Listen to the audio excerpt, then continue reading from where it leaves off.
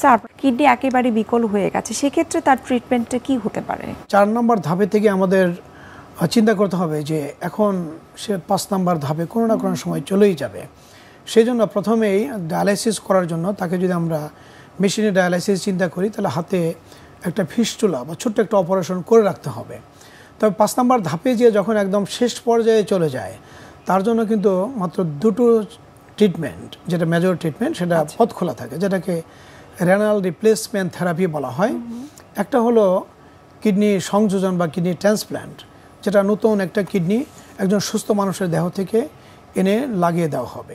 অথবা কেউ কোনো অ্যাক্সিডেন্টে মারা গেল, সে যদি তার মরণোত্তর কিডনি দান করার অঙ্গীকার করে থাকে, সেটাও বিদেশে লাগানো হয়, আমাদের দেশেও শুরু হয়েছে এটা। আরেকটা হলো ডায়ালাইসিস। যে পর্যন্ত কিডনি সংযোজন না করা যায় এ পর্যন্ত ডায়ালাইসিস করা, অর্থাৎ মেশিন দিয়ে অথবা পেটে একটি নল দিয়ে আমরা রক্ত পরিশোধন করি আর্টিফিশিয়ালি।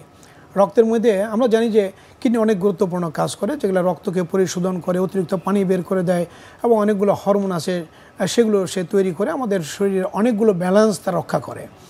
তো যখন কিডনি বিকল হয়ে যায় তখন তো এগুলো করতে পারে না। তো সেই জন্য রক্ত সেকে পরিষ্কার করার নামই হলো ডায়ালাইসিস। তো ডায়ালাইসিস একটা মেশিনে যেটা করি হিমোডায়ালাইসিস, আর যেটা পেটে একটা নল লাগিয়ে দিয়ে যেটা করি সেটাকে বলা হয় কন্টিনিউয়াস অ্যাম্বুলেটরি পেরিটোনিয়াল ডায়ালাইসিস। তো সিএপিডি সংক্ষেপে যেটা বলা হয় সেটা।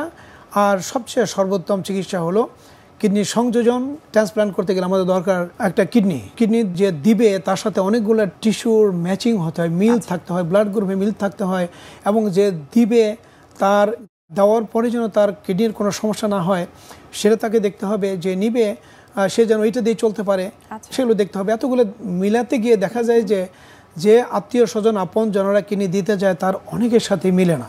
কাজেই সারা বিশ্বব্যাপী সেজন্য দাতার সংকট আছে, কিডনি দাতার সংকট।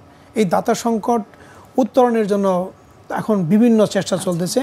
তার মধ্যে একটা হলো যে যারা মরে যায় বিদেশে, যেমন যারা অ্যাক্সিডেন্টালি মরে যায়, তারা যদি মৃত্যুর আগেই তারা যদি মরণোত্তর কিডনি দান করার অঙ্গীকার করে থাকে, তাহলে সেই মরণোত্তর কিডনি নিয়ে সেটা দিয়ে দেখা যায় আমেরিকা, কানাডা, ওই সমস্ত দেশে যত ট্রান্সপ্লান্ট হয় ওগুলো দেওয়া হয়। কিন্তু আমাদের দেশে কিন্তু এখনই যারা জীবিত আত্মীয় স্বজন আছে তাদের মধ্য থেকে এই কিডনি নেওয়া হয়।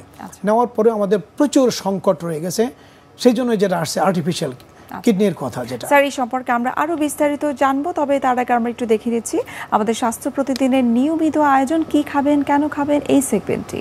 সুপ্রিয় দর্শক, আপনারা দেখছেন এনটিভি নিয়মিত স্বাস্থ্য বিষয়ক আয়োজন স্বাস্থ্য প্রতিদিন এই অনুষ্ঠানটি। এ পর্যায়ে আমরা দেখে নিচ্ছি বিভিন্ন খাদ্যের পুষ্টি গুণাগুণ নিয়ে আমাদের পুষ্টিবিদের পরামর্শ।